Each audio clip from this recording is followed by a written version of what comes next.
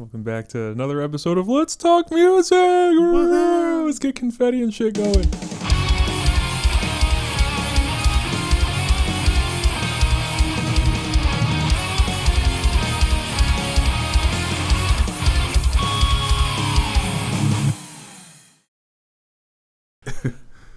Do you like Ashy Larry? I'm going from ashy to classy. Yeah, so notice we got a new set again. I'm trying to get my room figured out for like recording and shit. So it's probably gonna change again. What else do we got going on before we start? Well, I got some update on my progress on my album. I got 2 songs finished. I just have to master them and mix them. So yeah, they're pretty much done. I'm pretty happy with them. The leads were not my best work, but at the same time, you know, they fit and suit the song. So I was pretty happy with those. Like I think maybe 5 more that I need to finish. Like it's not going to be a very long album. I'll be surprised if it's even 40 minutes. But mine's not even that. I think mine's 35 and I got 10 songs on it. So hopefully, you know, sometime early next year it'll be out. I know I said at the end of the year, but it's not happening. I mean, let's shoot for spring. Yeah, I mean, spring seems pretty reasonable. And then you get your shit all recorded, and then I'll come over and help you mix it or something, or we'll figure it out. You can bring your computer over here or something. All right, well, let's talk about Testament. Yep. Testament was awesome, man. Like I remember when I first got into these guys. It was actually this friend of mine, Paul. He used to come into the gas station that I worked at back in the early 20-teens. And I think I was like listening to Metallica or something normal. And he comes, he's like, "You ever listen to Testament?" And I'm like, "No, not really." Is that Souls of Black band from Rock Band? Yeah, that's pretty much how I was. Guitar Hero or whatever it is. So then he told me about Practice What You Preach, and he told me about New World Order.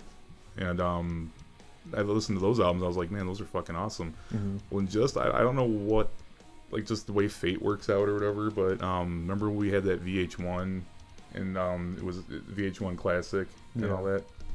The first track on this album came on Over the Wall. Oh, okay. On the music video. That thing was fucking sick, man. I never heard nothing like that. So I was hooked. I mean, I was like, once I heard that shit, I was like, Testament's awesome. So if you haven't guessed by now, we're listening to Testament today. Yeah. We're going to listen to their debut album, The Legacy. And that came out on, hey, look, I got it ready this time.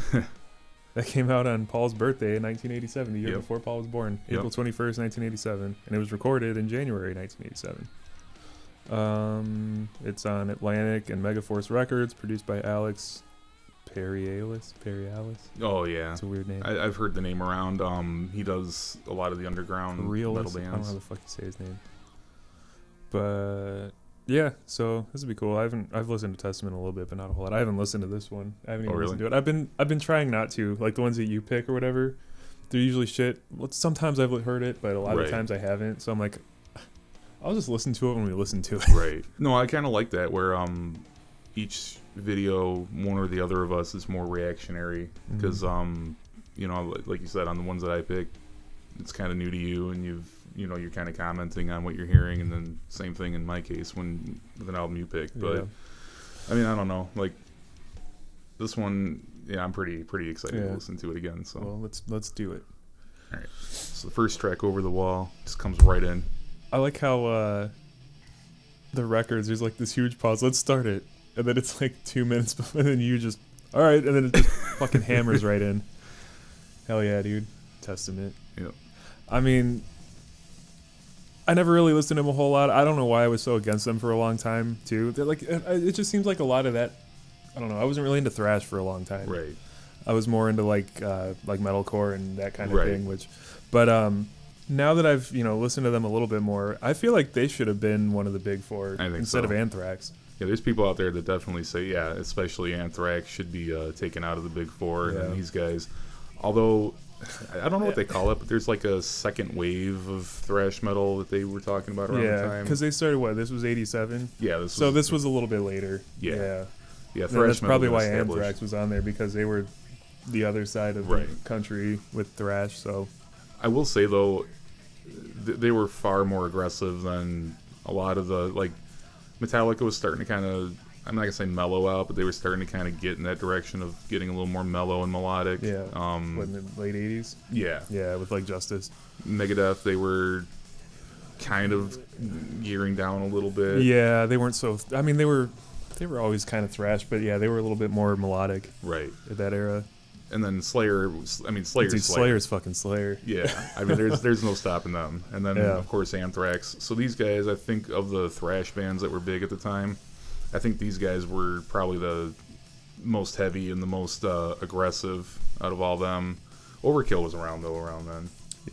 Yeah, there was a lot of thrash that was coming out after probably after the mid 80s. Yeah. And that's when thrash really started to catch on in America. Yeah. You should watch that documentary. It's really good. What was that called again? It's I can't remember what it's called. Oh, it's called Murder in the Front Row. Oh, okay.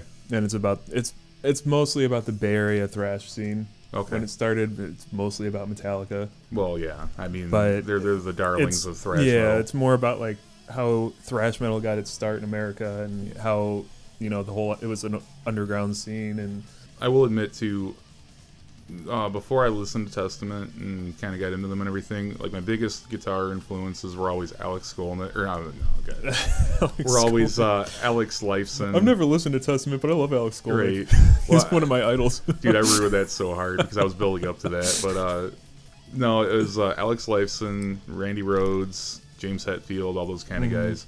Heard these guys, and then I was like, damn, like Alex Skolnick. Yeah. He's actually he's one of the greatest melodic solo writers in thrash music history. I mean, he's just, man, I don't think there is a better thrash soloist than him, in my opinion.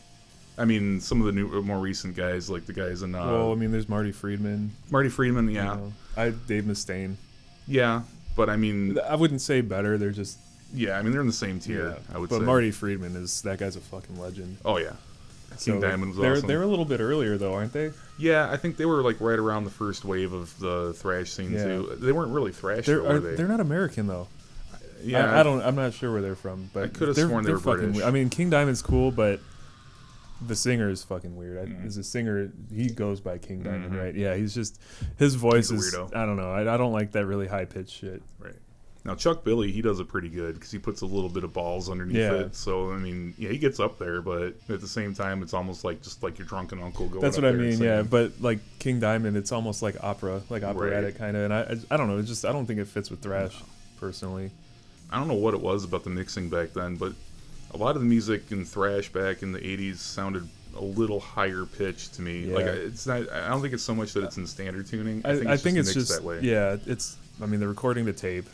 And then, which usually has a little bit of warmth, but I think a lot of producers or engineers would take a lot of the high or the lows out, because like I think it just picked too much up. And I remember reading a lot about how, especially back in the day, engineers hated recording Les Pauls. Yeah, which I've had a couple, and I'm just I don't understand that.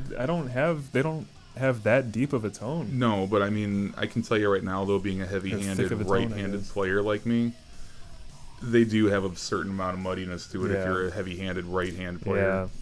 So, I mean, I could see it. Yeah, and on top of that, I mean, microphone technology hasn't come that far. You know, they were using these back in the day, these SM57s. I don't know if that's what they were using, but...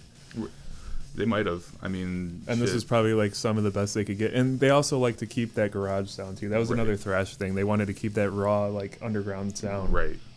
Well, and then the very late '80s happened, and then every album was like polished to hell. Yeah. So I mean, like, if you listen to like Practice What You Preach or Souls of Black, it's a lot more polished than this. Yeah. The other one that's pretty good of theirs is Ritual, and the same thing. It's even more polished, but man, like. That's like almost a precursor to metalcore. That album, like that's a good one. Well, Casey's given us some more ideas of shit to listen to. Yeah. Dude, Casey is an endless supply of great music. Yeah, he is. He listens to like everything. Well, so I didn't see the comment, but he commented on the Opeth one. Oh, did he? Because we were talking about doing OTEP. Yeah. And he said yes. He's like, dude, but he said the one album specifically, and then so that would be cool. And then, but he also showed me another band that he just found. Angelus Apatrida. Never heard of them, but yeah. Dude, I listened to this album. Pretty it good. is fucking awesome. Right. To me, it sounds like a really well produced mix between like Pantera and Slayer. Like it's fucking awesome. It's so good. Yeah, but their singer has this weird accent, but it's cool. That's all right. And then so they're really cool. Yeah, and he says it's thrashy, but it has some almost 80s hair band vocals at times. Chuck Billy's creeps are Dude, awesome. yeah, Chuck Billy's awesome. And some of their fucking riffs too, man. Like they're just so like evil sounding. Like it's so cool. Like those real diminished triads that they do and shit, and they're harmonizing them.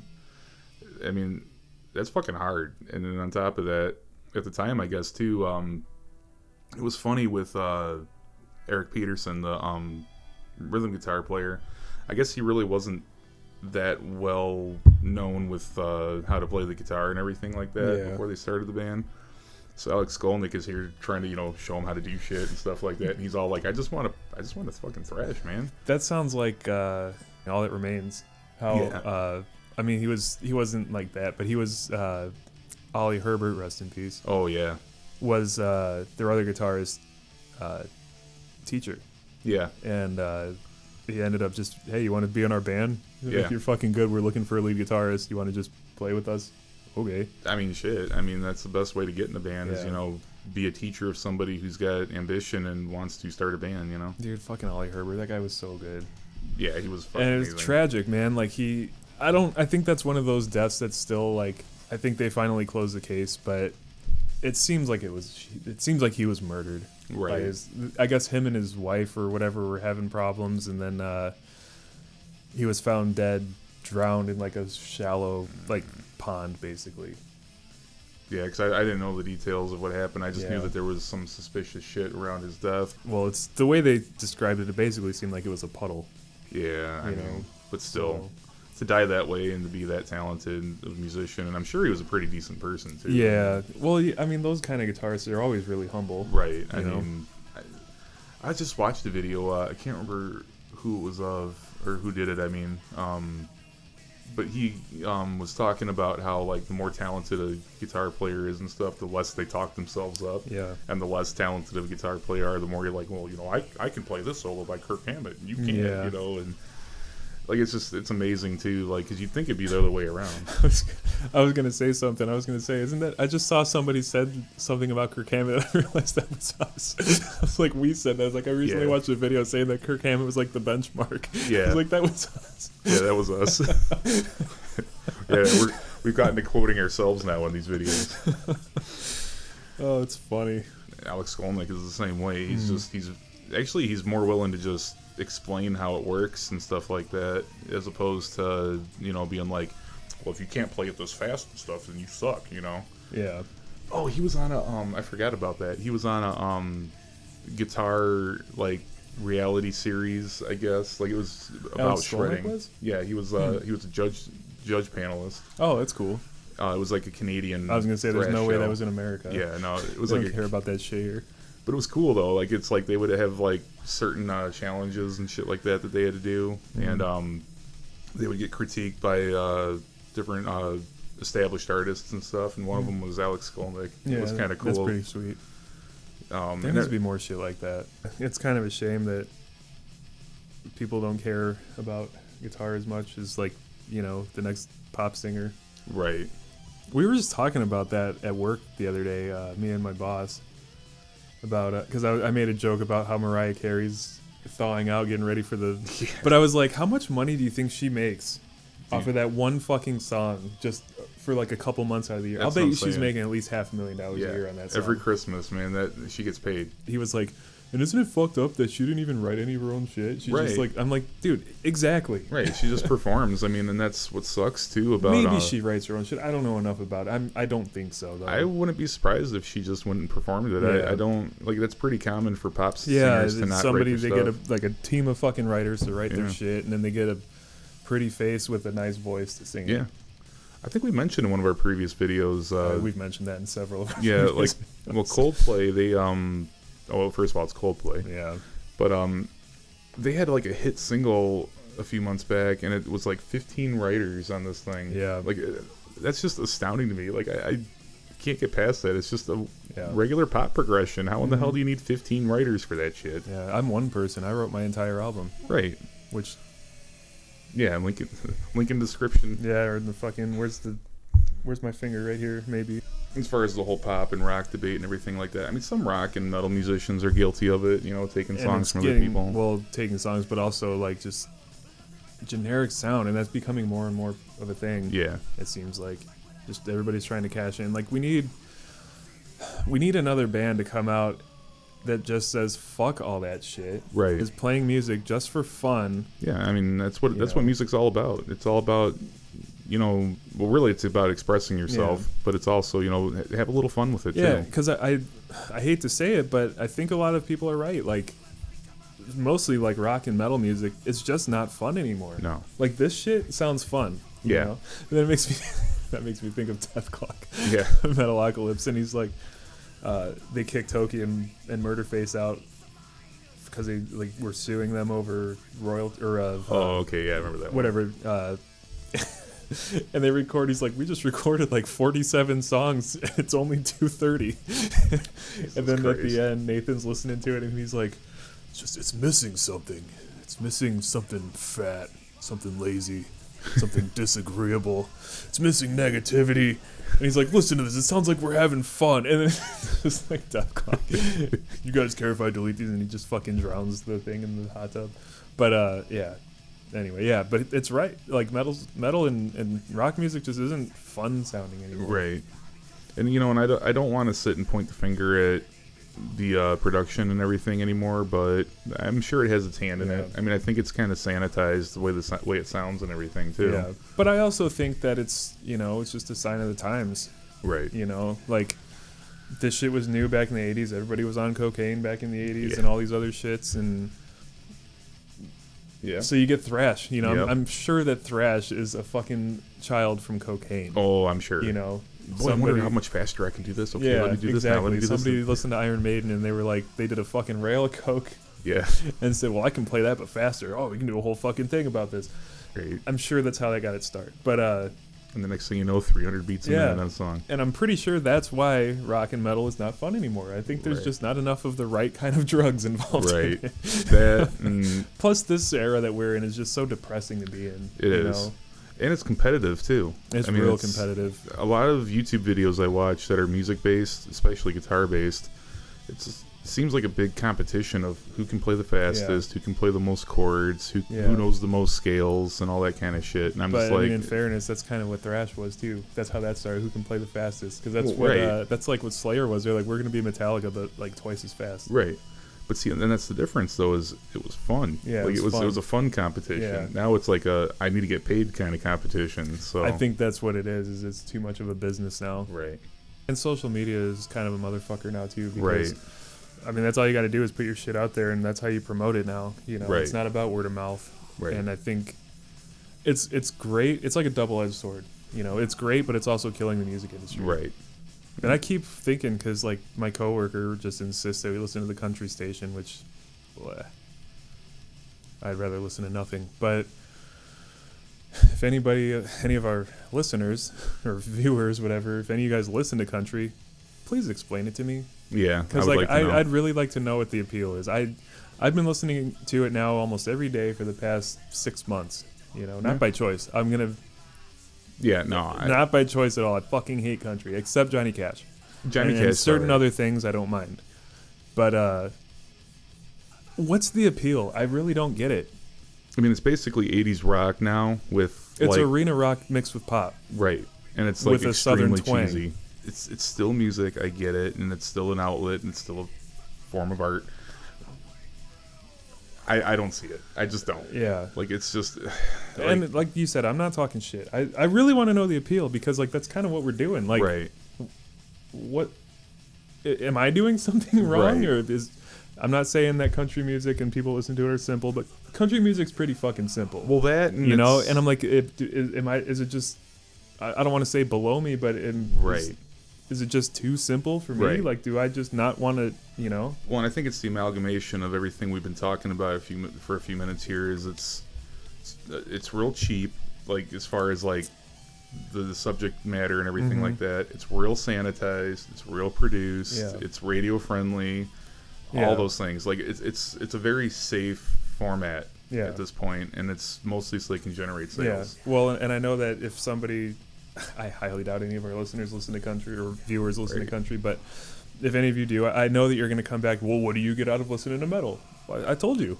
Yeah, I get a lot out of listening to metal. I've been more than transparent about that. It's an outlet for me. Yeah. You know, I have anger issues. It's an outlet for me to get that shit out. And then for me, it's a matter of, even though I just sort of talk shit about the technicality and everything like that, for me it is a technicality. It's teaching me new approaches and new ideas that I can use as a musician myself. So I mean, that's why those who like heavy metal hold it in such high regard, because there's an awful lot to get out of that style. And the community's getting bigger, but it's a pretty tight knit kind of thing. I mean, there are like those elitists that progressive rock that's fans. another whole fucking subject. But for the most part, metalheads stick together. You know, and unless you like hair metal. Well, even then, I don't mind hair metal, and it depends on the hair metal. There's hair metal and there's glam rock. Right, because glam rock, I that's where the fine line was between hair metal and glam rock. Like, as far as I'm concerned, I mean, like what you like. I mean, I'm not here to tell you what you should and shouldn't be listening to. I mean, all I can do is tell you that me personally, I get nothing out of country music. I don't get much out of modern rap. That's what I was gonna say. Is that metal and shit? It was kind of made. Well, I don't know if it was made, but for that, but it kind of became like for the outcasts, right? You know, and I think that's why a lot of metalheads can kind of, you know, they are drawn to that because they're usually pushed away from popular society, whatever people, and looked down on and all this other shit. Why? Because, you know, most of them, especially back in the day, had long hair and you know, they weren't jocks, pretty boy and shit. And they weren't. So they, you know, gravitated towards this grungy sounding angry music because, you know, they had this pent up anger. Right. Or at least that's what it is for me. Well, and to be honest too, I can see that because talking about the community, then you have a bunch of people around that are feeling the same way, and you can have an outlet. You can talk to other people about how things are. You're enjoying the same music whose message is something that you want to hear. Yeah, I mean, plus on top of that, you know, as a guitarist, to me, there's nothing more pleasing sounding than fucking metal guitars. Finding a really good metal tone is very challenging. It's very especially to record. But and then like the skills that you need involved to play this kind of music. Oh yeah, I mean it takes years, if not decades, to and even then you never perfect it. You just you know, there's always something new and some new techniques and new rhythm that you want to try. Yep, and I'm not saying that country guitarists aren't good. They are. Some of them are really fucking good.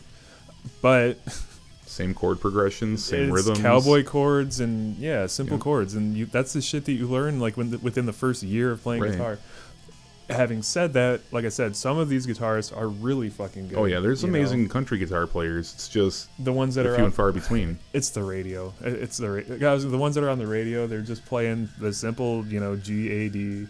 Yep. G-A-D-E-C. Yeah. Like basically your open positions chords. Yeah. They're the ones major scale that sound appealing and nice to the ears and right. I mean, at least throw a few modes in there for Christ's sake. I mean, use the Mixolydian mode even, like, you know, the one that sounds kind of sort of bluesy. Yeah. One thing I will say is the layering in some country music, and especially it seems like it's more of a thing in more modern country music, is there's a lot of really nice layering going on. Yeah. Guitars, slide guitars, you know, I think it's viola, fiddle. I mean, no doubt. I mean, the production quality on country music nowadays, I'm not saying that's bad. No. I mean, that's very good. But it's well produced. To me, the music is simple. It's boring. Right. And I don't know.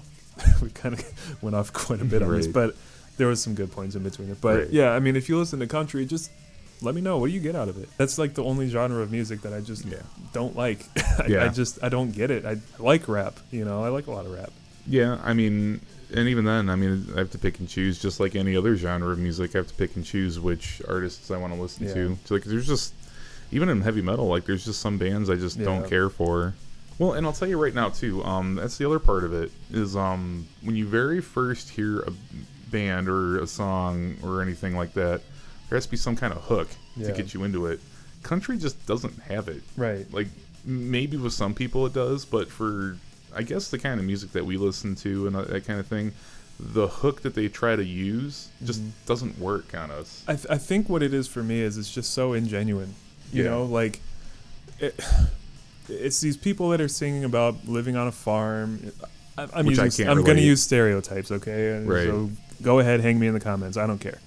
But farming, trucks, being a hillbilly, being country. Right. But they're sitting in a fucking mansion in California where there are no farms, and they're not doing anything that their fucking servants doing everything for. Right. Servants, you know what I mean? Yeah, Maids where their indentured servants are. So that's, to me, like, country music just sounds ingenuine. It is. And I think that's why I don't like it.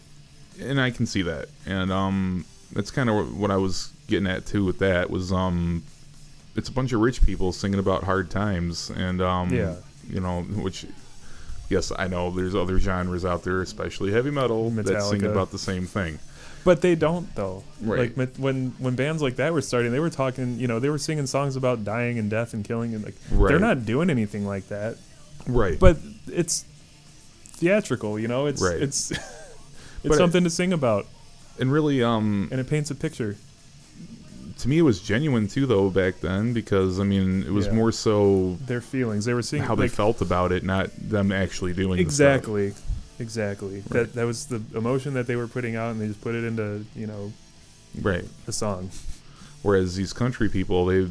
Have somebody else write these lyrics for them, and they try to sing it in a way where they're like, you know... You remember back when, you know, Pabst Blue Ribbon was like $4, and, you know, I was like... No, and I don't want to hear about it. I remember when PBR was $4. I remember when we used to get it for free. I got so sick of PBR. Thanks, fucking Bar 3. They're not open anymore. But we used to play there almost every other weekend, but they would only let us get PBR because it was cheap. Well, it was cheap. And they didn't want us to get anything imported, so domestic only. Well, they changed it later to anything domestic. Okay. But back when we first started playing there, was like you can have 2 free PBRs. I'm like, all right, because it's free beer, but god, this shit's nasty. I mean, and John fucking Waldsmith with his goddamn how many cases of PBR? Oh god! In the 1 year that we lived there, well, yeah. How many cases of PBR do you think you went through? Anyway, John's awesome. I miss that guy. Well, I was gonna say I think I'd rather have that though than Milwaukee's Best. I mean that shit. That's not even beer. We ended up just getting every bar has Coors Light, and that's like kind of the Coors. So we either get that or I don't know. Bud Light always made me sick. It's funny how we were listening to a thrash band and talking about country. Right. Well, I mean, some of the conversations we have during these videos are just interesting comparative to what we're listening to. Yeah. Like you would never think listening to Testament. I'm thinking about country. Yeah. But it's cool though. I'm it's kind of hard to listen to while we're talking, but just a little bit I am hearing, it's fucking thrash. Oh yeah. Like it's really good. It's really good. I love some good thrash. Well, and that was the thing too. Is I remember reading about when they were making. I think it was Practice What You Preach. The producer that worked on, I think it was the same producer. He's like, well, we're gonna try to make it sound like music this time instead of just fast. And I'm like, that's what they're known for, man. Don't fuck with that. But then, Practice What You Preach comes out, and the rest is history. Yeah. But that was the kind of, to me, that's what drew me to thrash metal, was the fact that it was mostly rhythmic. It wasn't a whole lot of melody going on. Yeah, but it's a lot of good talent too. Right. And some of those singers, oh my god, yeah, like even fucking Tom Araya. Like I know that he just kind of yells into the microphone. Yeah, but that was the first time he did anything that song. Like that. What's the fucking one song where the very beginning he comes in with just that fucking super high note. Well, and then like most of these bands, like all these thrash bands, what do they have in common with their first album? Raw awesome. as fuck. It's fucking awesome. Yeah, it's really raw as fuck. This is probably one of the less raw ones that I've heard, though. Which is very interesting because it's probably because it's real low, because it does. It has a very average recording quality, I would say. Yeah, but I mean, Slayer's first album is really raw. Yeah, and Metallica's too. And listen to a lot of like newer death metal, or black metal even. Like their fucking 7th album sounds raw as shit. Sounds like they recorded in the basement. It's weird. Like it's weird. Like certain songs that I haven't heard in a while. Like I forgot that song abruptly ends, and I'm sitting here like, what the fuck happened? This is a great song, Apocalyptic City. And I also think it's the final song. These guys, I mean, I think an overall assessment, I would give Testament for around the time. Yeah, I had to think about it. Yeah, anyway. They were very similar to their contemporaries at the time. It's just, I think they were just that little bit different to where they stood out a little more. Mm-hmm. The singer, Chuck Billy, he didn't sound like any other singers that were around at the time, really, in my opinion. I think he had a good mix of, like, accessible lyrics and, like, you could kind of listen to him without having your ears bleed. Yeah. But overall, the music, though, I mean, overall, I would say is right on par with their contemporaries. Yeah. I mean, Testament's one of the fucking classics. They're original, you know. I mean, not original, but yeah, they were one of the pioneers. And I think they had one of the better sounds. I mean, it helps that they came out a little bit later, but this record sounds great to me. I don't hear anything. Like, it sounds kind of raw, but... Oh, yeah. I like this album a little more than it's why I chose this one, because I like this one a little more than New World Order, because that one, they just kind of slapped it together. They even admitted they just slapped it together to get an album out. This one, though, it seems like they really worked on a while, and tried to, musically at least, and tried to get it together as best they could before the studio. Yeah. But, now this one, Practice What You Preach, I really like. Ritual, I really like. Souls of Black's alright, but it's just, I mean, the song Souls of Black's really cheesy. That's the one that was on Rock Band or whatever. Right. So that's a sick bass line, though. I'll give it that. Yeah. I mean, that was one of the coolest ones I've heard. So, what do you guys want us to listen to? You want us to keep doing metal and rock and shit, or do you want us to look something else? Or I think after our conversation, really, we're going to get a ton with, you need to listen to Taylor Swift next time. I'm not listening to fucking Taylor Swift, but I think it would be funny to listen to, like, just some country album like Luke Bryan or something and just rip the shit out of it. I don't want to rip the shit out of it. I want to actually try to find something with it, but it's like, it's all, I guarantee the whole album sounds like one fucking song for an hour. Right, and... that would be one hell of a challenge. It's just maybe we should do that in the next two videos. Pick albums that we absolutely fucking hate and try to find something we like about it. And find something that we don't hate. Well, I mean, I've already talked about what I like about some of this country. Right. I like the layering. I like... Well, because I'll tell you right now, if on my next one that I would pick, it would probably be one of those 60s acid rock bands. I'm sure y'all know what I'm talking about. I'm sorry, but weird shit. Can't... I don't like Grateful Dead. I don't get it. I fucking hate the Beatles. Yeah, I don't like the Beatles. I know it's sacrilege, but I don't care for the Stones. I've never related to a meme as much as the one I saw that said, my favorite part of every Beatles song is when they shut the fuck up. Me too. I don't hate the Beatles. I'd much rather listen to that than fucking anything country, but... Right. But really, I'm just so fucking sick of the Beatles. Like Uriah Heep, I don't care for too much. Like those kind of bands. Like, they're just like, There's some Uriah Heep I don't mind. Right. Easy Living's a good song. That one is a good one, but it's like those bands from like the 60s and shit that people like way overhyped and stuff. Like all the older generation and stuff. They're like, oh, they're so good. You guys really should listen to them. Well, yeah, they were probably good back in the day. Right, but then by the time we came around, we can't relate to it. We weren't there for it. And honestly, like, I'm not saying that they're not talented, but I feel like there's more talented musicians out now. Like, that shit was new back then, too. That's true. And at this point, everything's been done. But, I mean, like, the ones that were just so far out in left field like that, and like you said, like, I'm going to just call them rock boy bands from the early 60s, like the Beatles, Boys. Beach Boys. Oh, I can't stand the fuck. So Richard, he I don't remember if he texted me or commented, but he said that we should listen to a Beach Boys record, and I'm like, I'm not listening to the fucking Beach Boys. I will fucking hang myself before I've listened to the Beach Boys so fucking much because when I worked at Walmart, they played during the summer. They played like there are only 6 songs, right, over and over and over again. Their one song that they wrote, they fucking ripped off from Chuck Berry. Oh yeah, you're talking from about Johnny Be Good, like that. That's Johnny Be Good, and then the fucking Beach Boys did the same thing on like every single one of their songs. Right. And then on top of that, they tried to harmonize, but I don't know what the fuck they were thinking. Like a barbershop quartet. that was trying to be a rock band. And then there's some other shit around that era that I do like.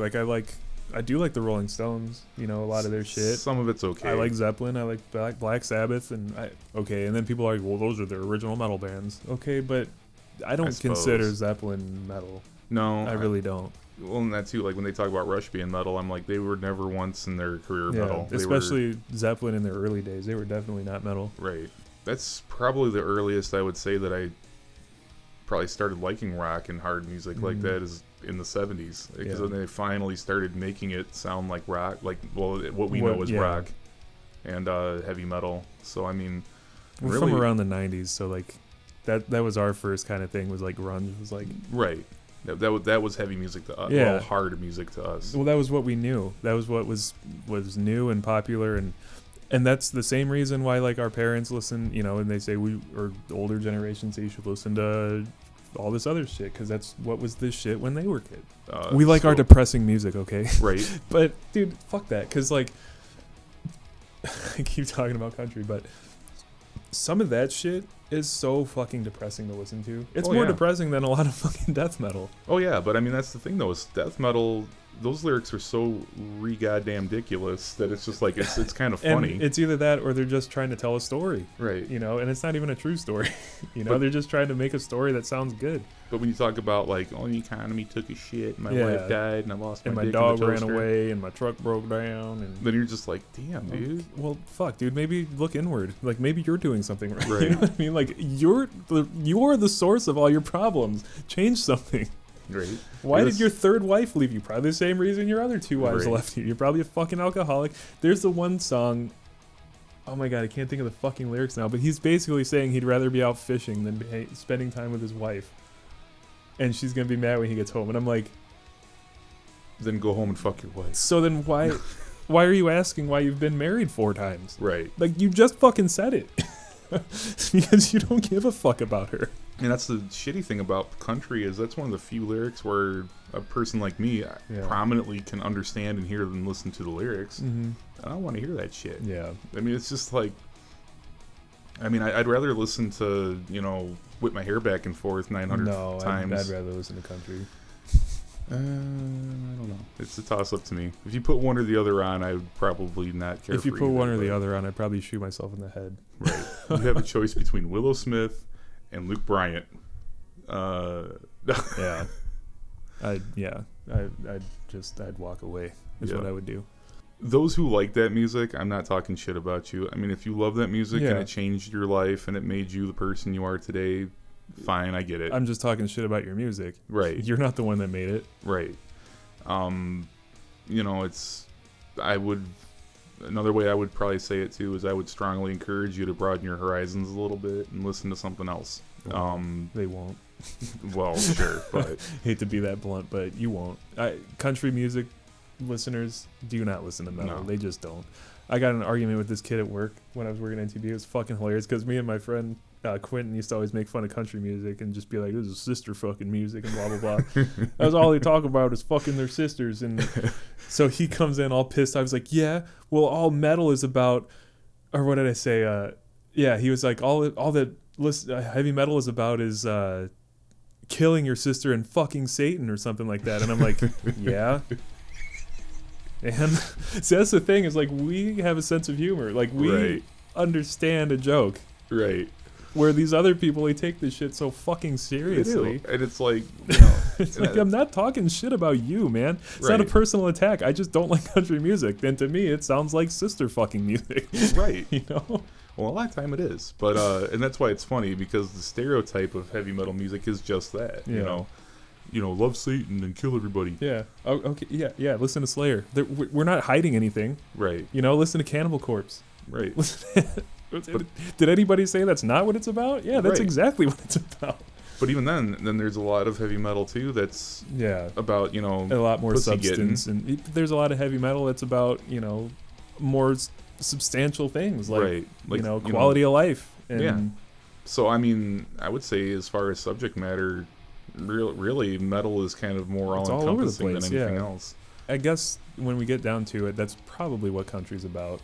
You know, people just feel good listening to it because it's comforting, I guess. I guess, but I mean, so is lullabies when you're a little child. But I mean, I don't know. I mean, grow the fuck up. We're not listening to a country album. I'm just not doing it. No, I listen to country every fucking day at work. I'm not doing it at home too. No. What people hear when they hear Cannibal Corpse. Yeah. You know, that's what I hear when I hear country music. Like, you just immediately see red. You immediately get pissed off. Yep. And you get uncomfortable and irritated, and that's what I hear when I hear this fucking country music. Except Johnny Cash. Right. I mean, Johnny Cash. Because Johnny Cash was singing about real shit. That's the difference between country and any kind of rock music, is there's always progression in rock. Yep. It's always evolving. It's always changing. Country music's not. I'm probably going to stand by this. At its core, it hasn't changed. It definitely hasn't changed since the 80s. Right. Because since Garth Brooks came out. Right. So here you can have Garth Brooks. Here you can have fucking Garth Brooks. All right, come on, hit us. I'll take it. Yep. All you country fans, go ahead. But seriously, I want to know. I've been thinking about posting just on Facebook. What do you guys see it, and leaving it kind of open ended. Right. But you know how I feel about it. You know how I feel about everything else, music, as far as music goes. What do you guys feel? You know. Yeah, let us know. What do you feel about what we listen to? Right. Know? I already know what most of you are going to say. Well, most of you are our friends, so. Right. But let me know. There's certain bands that each of us listen to that the other doesn't care for either. Yeah. You know what I mean? Yeah. Like, so I mean, I'm not saying that all-encompassing, if you like metal, you should like every single metal band that's ever existed in history. Right. I'm not saying that. I mean, there's a lot of bands out there that are metal that I'm just like. Yeah. But there's a lot of gatekeepers in metal too. Right. Just stop. Just fucking stop. Right. That was a great discussion about country while listening to Testament. That was Testament: The Legacy. Interesting. I will admit that was one of the most interesting conversations we had over an album that has nothing to do with the conversation. Yeah. I'm still on the fence with a couple for next week. I think we're gonna do Damage Plan next week. Ooh, that'd be cool. Yeah, I've not heard that. I've heard them, but it's been since that was new. Yeah, when the last time I heard it. Newfound Power. It was the only album. Fucking awesome. I'm between that and Cowboys from Hell. So Cowboys from Hell would be cool too. I think it would be kind of one of the. And I know what people are gonna say. Whoa. Anyway. We'll see you guys next week. We'll either listen to Pantera or Damage Plan. Either way, it will be Dimebag. It'll be Dimebag and Vinnie Paul. Rest in peace. We'll see you guys next week. Have a good week, guys.